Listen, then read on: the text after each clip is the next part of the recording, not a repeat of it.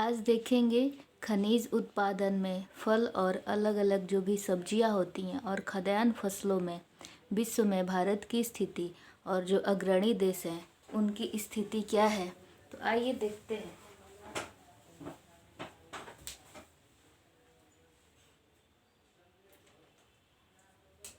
सबसे पहले खनिज के बारे में देखते हैं। यहाँ से बीपीएससी में प्रश्न आते हैं।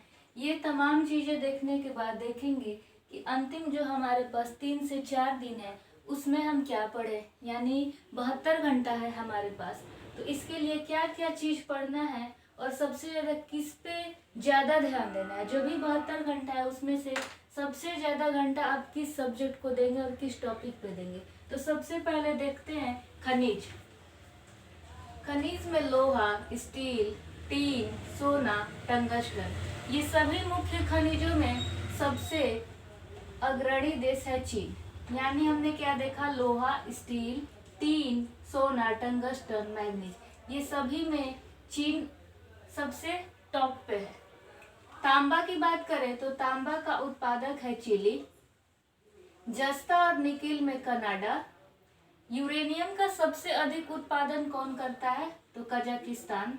और एक चीज याद रखिएगा, भंडारण अलग चीज होता है, उत्पादक देश अलग होता है, प्रोडक्टिविटी यानी उत्पादकता अलग होता है। जैसे हमने क्या पढ़ा है, बिहार में जो बेगूसराय है उसकी गेहूं की उत्पादकता यानी प्रोडक्टिविटी क्षमता ज्यादा है, लेकिन सबसे ज्यादा उत्पादन कौन करता है, तो उत्पादन करता है रोहतास। तो इस तरह से चीज को समझना है, प्रोडक्टिविटी और प्रोड्यूसर अलग अलग चीज होता है। तो यूरेनियम का प्रोड्यूसर कौन है, तो कजाकिस्तान है। पेट्रोलियम का रशिया है। क्रोमाइट दक्षिण अफ्रीका और बॉक्साइट का ऑस्ट्रेलिया, जिसमें से इंपॉर्टेंट हो जाता है तांबा, जस्ता, यूरेनियम, स्टील और टीन। और तांबा तो मैक्सिमम सबको याद रहता है, चिली। तो ये हो गया। इसको लास्ट में एक बार और रिकॉल कर लेंगे या इसका फोटो टेलीग्राम चैनल में डाल देंगे। अब देखते हैं फल में, उसके बाद इधर आएंगे जो और ज्यादा इम्पोर्टेंट है।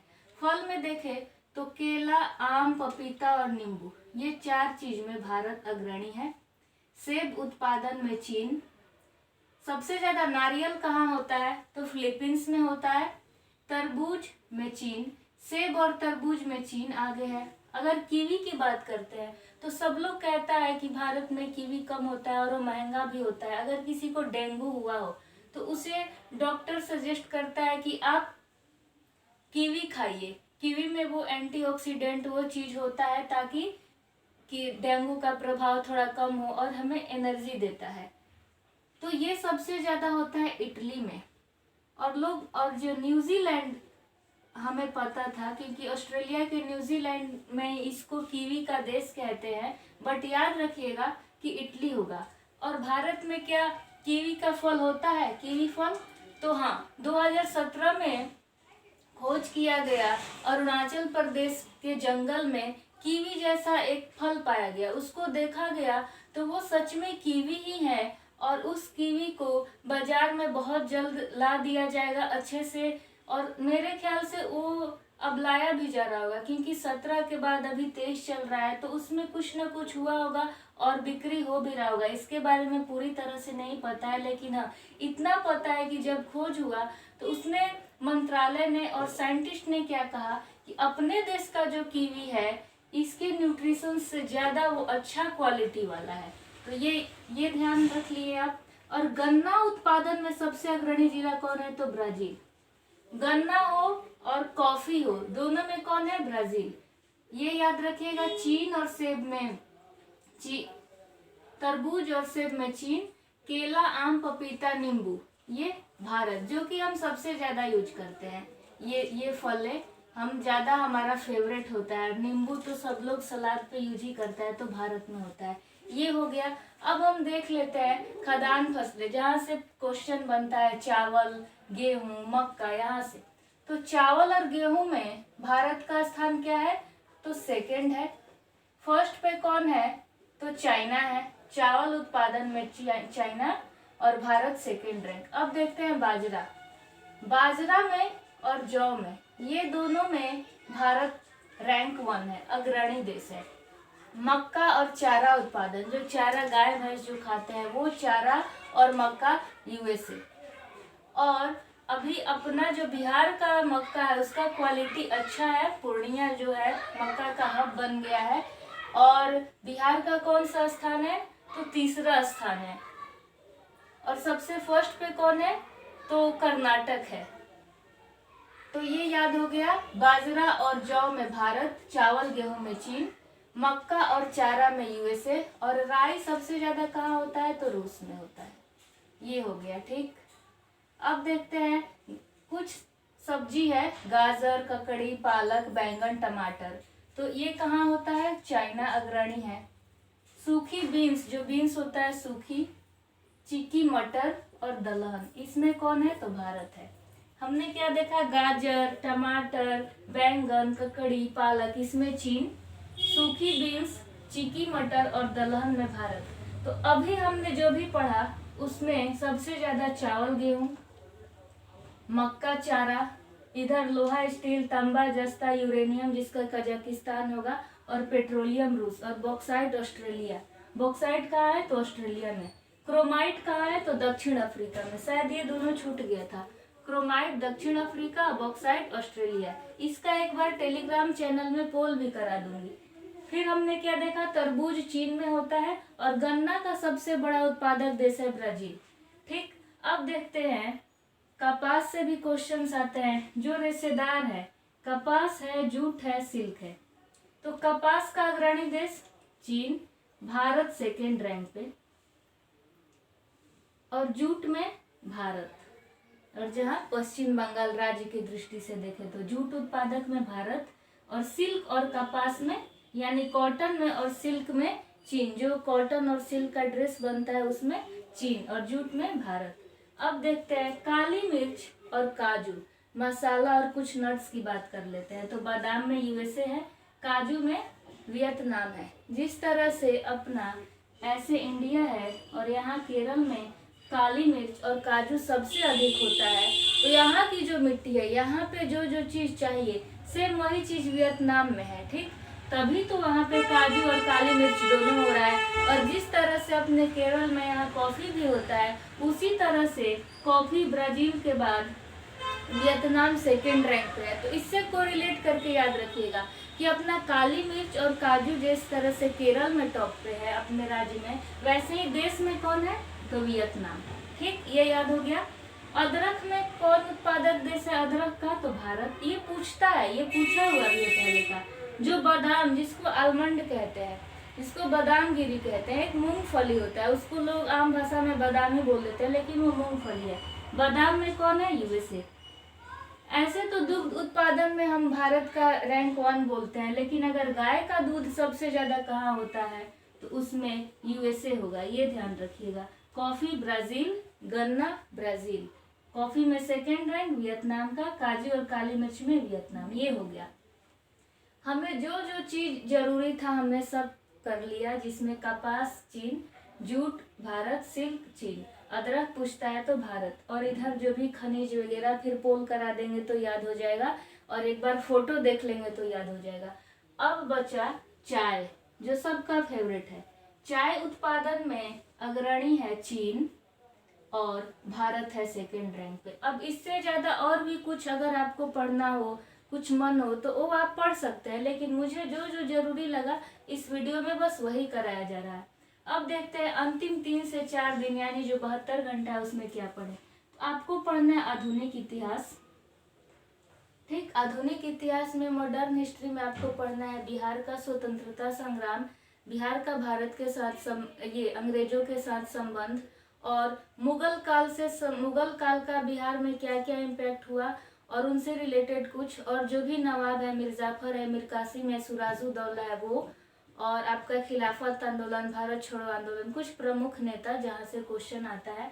बौद्ध धर्म, जैन धर्म, ये बस एक एक बार देख लेना है। अगर आपके पास इम्तियाज अहमद का एमसीक्यू बुक है, उस एमसीक्यू वाले चैप्टर को आप पढ़ लीजिए, और मैक्सिमम 2 घंटा लगेगा आपको सब करने में, क्योंकि आधा तो आपको याद है। और देख देख के बस आपको एक एक बार देखना है, रटना नहीं है, बस देख लीजिए और ध्यान से देखना है कि हाँ हमें अगर ये प्रश्न आए तो हम कर ले। इस तरह से आपको याद रखना है, क्योंकि लास्ट में हमें वो चीज देखना पड़ता है जो चीज हम बार बार भूल जाते हैं।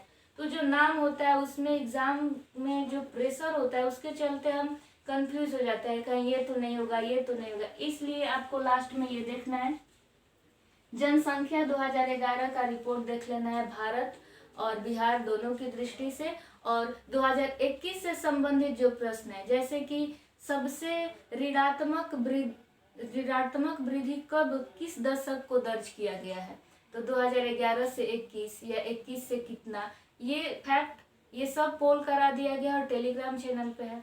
और जो आपका 2045 तक भारत की जनसंख्या को स्थिर करना था, इसका समय सीमा कितना बढ़ा दिया गया है, तो 2075 की 70 कर दिया गया है। ये भी पोल में होगा, फोटो में भी होगा। मैं गलत नहीं बताना चाहती, अगर मैं यहाँ बोल दूंगी 2070 तो मुझे 70-75 में भूल रही, जबकि मुझे याद था, तो आपको वही चीजें याद हो जाएंगी। इसलिए कंफर्म हो जाना है फोटो देख के, टेलीग्राम चैनल में।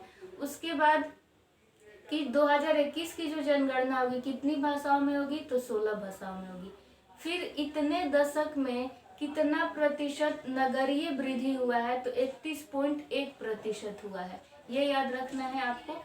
और भी कुछ इम्पोर्टेंट चीज है जो टेलीग्राम चैनल पे है, तो जनसंख्या वाला देख लेना है, बिहार का भी और भारत का भी, ठीक। और ये कोई बड़ा चीज नहीं है, अगर आप जनसंख्या भारत का 20 मिनट भी टाइम दे रहे हैं ना, तो आप देख लेंगे, और 20 मिनट बिहार का, 40 मिनट में आपका काम खत्म, ज्यादा सोचना ही नहीं है। जो भी इंडेक्स है, जो भी सूचकांक रिलीज करते हैं अलग अलग संस्था, वैश्विक संस्था, उसमें भारत की क्या स्थान है वो। और इम्पोर्टेंट ज्योग्राफी में ऊंचे पर्वत, ठीक, किस महाद्वीप का कौन सा ऊंचा पर्वत, बड़ी नदी, और कुछ कुछ इम्पोर्टेंट जैसे बर्लिन है, इटली है यानी रोम, ये सब किस नदी के किनारे हैं वो। बड़ा द्वीप आ जाता है निम्नलिखित में से कौन सबसे बड़ा द्वीप है, ग्रीनलैंड है, बोर्नियो है, और भी कुछ ऑप्शन, तो वो देखना है आपको। देश और राजधानी, जो इम्पोर्टेंट देश है जो बहुत ज्यादा चर्चे में रहता है और उसका भारत के साथ संबंध है वो। और आपको लैंडलॉक कंट्री देख लेना है कि निम्नलिखित में से कौन स्थलरुद्ध देश है या कौन स्थलरुद्ध देश नहीं है, तो आप एक बार सारा चार्ट देख लेंगे। और ये जो भी है इम्पोर्टेंट, ये सब का दोबारा से पोल कराया जाएगा। लैंडलॉक कंट्री में जो भी विगत वर्ष में पूछे गए उनसे संबंधित सारा प्रश्न भी पूछा जाएगा। अन्य देशों के साथ जो भारत का शिखर सम्मेलन होने वाला है या जो इम्पोर्टेंट हो गया है, जो विदेश मंत्रालय से भी संबंधित है, वो आपको याद कर लेना है एक बार। और जैसे ब्रिक्स का सम्मेलन होने वाला है, ठीक, कहाँ होगा, उसमें कौन कौन सदस्य देश है, निम्नलिखित में से कौन सा नहीं है। एससीओ शिखर सम्मेलन जो है, संघाई सहयोग संगठन, उसकी अध्यक्षता इस बार भारत करेगा। वो 8 सदस्य हैं उस, और पिछला बार उज्बेकिस्तान में हुआ था, तो 8 सदस्य का आपको नाम याद रखना है। अगर पूछ ले कि एससीओ में कौन सा सदस्य नहीं है, तो आपको 8 याद होना चाहिए, तभी आप ये कर पाएंगे। फिर ठीक, ये सम्मेलन जो हुआ, और अन्य देशों के साथ कुछ परियोजना है, जैसे पाइपलाइन परियोजना, मैत्री पाइपलाइन परियोजना, भारत और बांग्लादेश का डीजल के लिए, ठीक। तो ये सारी चीजें जो आपको इम्पोर्टेंट लगे, आपके पास जो मैगजीन हो, अंतर्राष्ट्रीय क्रम में जाइए और वहाँ जो भी है उसको एक एक बार पढ़ लीजिए, ताकि स्टक करे माइंड जब आप ऑप्शन देखें एग्जाम हॉल में, तो कि हाँ यही होगा। उसके बाद आपको देख लेना है मापन और उपकरण, जैसे आर्द्रता मापने के लिए हाइग्रोमीटर, और जो भी उपकरण है, से भूकंप के लिए सिस्मोग्राफ, या किसमें किसका अध्ययन करते हैं, कवक के अध्ययन को क्या कहते हैं, फिर आपका शैवाल के अध्ययन को क्या कहते हैं, कोशिका के अध्ययन को क्या कहते हैं, ये सारा चीज।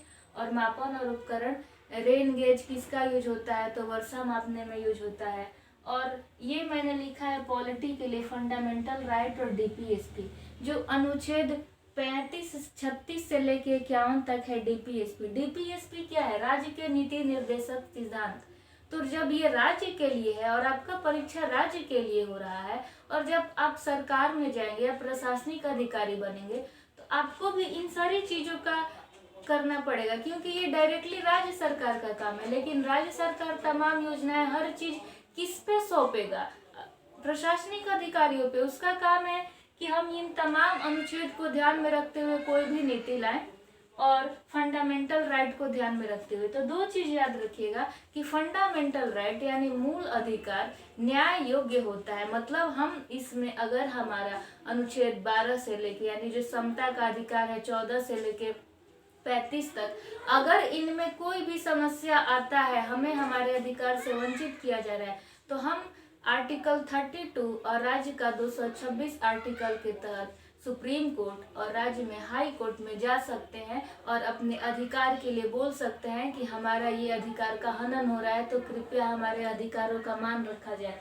लेकिन आप डीपीएसपी में जो जो चीज है, समान वेतन, समान सिविल संहिता और समान काम के लिए समान वेतन, ये मैंने बोल दिया, और भी कुछ कुछ है, पंचायत है, पशुपालन के लिए आप रक्षा करेंगे, पर्यावरण की रक्षा करेंगे, तो इसमें जो भी आर्टिकल 36 से आपका 51 है, 51 में है अंतर्राष्ट्रीय शांति, और 51A में जोड़ दिया गया फंडामेंटल ये ड्यूटीज यानी मूल कर्तव्य। तो आप डीपीएसपी के लिए न्यायालय में नहीं जा सकते।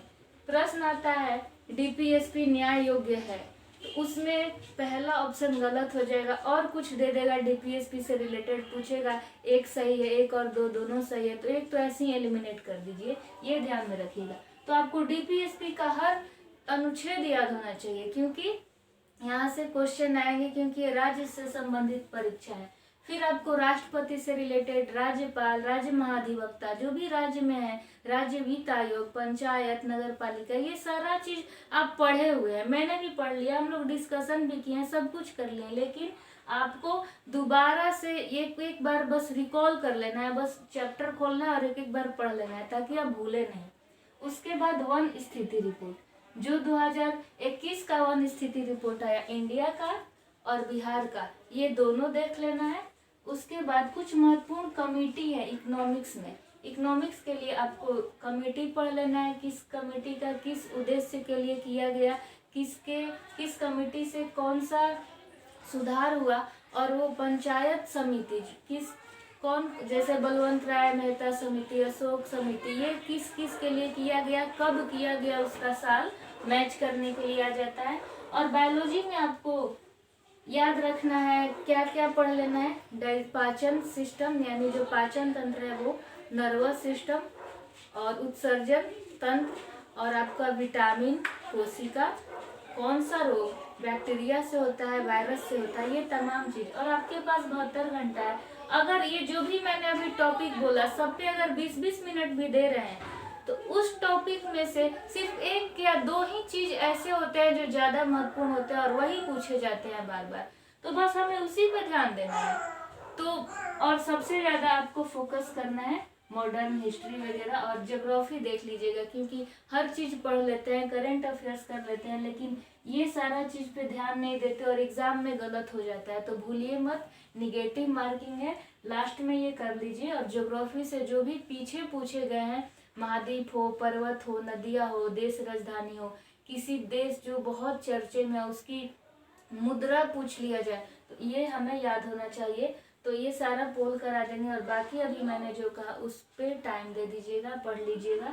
और अभी हमने क्या क्या देखा, खाद्यान्न फसलों में कौन सा अग्रणी देश है, खनिज में, फल में, और इधर जो रेशेदार आइटम्स है कुछ, कपास, जूट, सिल्क, ये सारी चीज। तो उम्मीद करते हैं वीडियो पसंद आया होगा। अभी भी 72, अगर जिसका सेंटर दूर है तो वो एक दिन पहले जाएगा या कुछ, और तो बेचारा थका रहेगा, होटल में जाएगा, सोएगा, अगला दिन एग्जाम देगा, इसीलिए 72 ही मान के चलिए। 11 को ये नहीं करना है कि 11 को रिलैक्स करेंगे या कोई मूवी देख लो, ठीक है मूवी देख लो, रेस्टोरेंट चले जाओ, कुछ खा लो, लेकिन हाँ इस दिन भी पढ़ना है। मैं तो पढ़ती हूँ, मैं तो एग्जाम हॉल में जाने से पहले, अगर मैं 8:30 में ट्रेन पकड़ती हूँ, जाती हूँ, तो कुछ इम्पोर्टेंट फैक्ट्स एक पेपर में लिख लेती हूँ, आगे भी पीछे भी, वाइट पेज A4 साइड वाला, और उसमें जो जो है डेटा से रिलेटेड, बजट और इकोनॉमिक सर्वे से जो पूछ देता है डायरेक्ट कितना रुपया, वो बस पढ़ा, हटाया और एग्जाम हॉल में गए। जैसे ही वो डाटा वाला क्वेश्चन सबसे पहले ढूंढेंगे, और अगर इसमें से याद किया हुआ और fact direct same to same आ गया, सबसे पहले उसको टिक लगाएंगे ताकि हम भूले नहीं, क्योंकि अभी हम 1 घंटा पहले देख के आए सारा डाटा कि इतना करोड़ रुपया या इतना प्रतिशत तमाम चीज। बस सबसे पहले उसी को टिक करेंगे ताकि हमें एकदम सही हम करके आए, बिल्कुल गलत करके ना आए। तो अगर और हाँ, हमेशा नो टेंशन रहे, ये नहीं कि एग्जाम से पहले क्यों पढ़े, टेंशन हो जाएगा, टेंशन में अब ऐसा कुछ नहीं होता, ये सब कहने की बातें हैं। देना आपको ही है, क्या चीज का टेंशन है, एक ही है कि रिजल्ट आएगा कि नहीं, और कुछ थोड़ी टेंशन है ना। आपको कोई गोली मारेगा ना, आपको कोई घर में बांधेगा ना, आपको खाना बंद होगा, कुछ नहीं होगा। बस आप यही सोचते हैं होगा कि नहीं, निकलेगा कि नहीं, ये मत सोचिए, बस एग्जाम दीजिए, क्यों नहीं होगा, आपने पढ़ाई की है।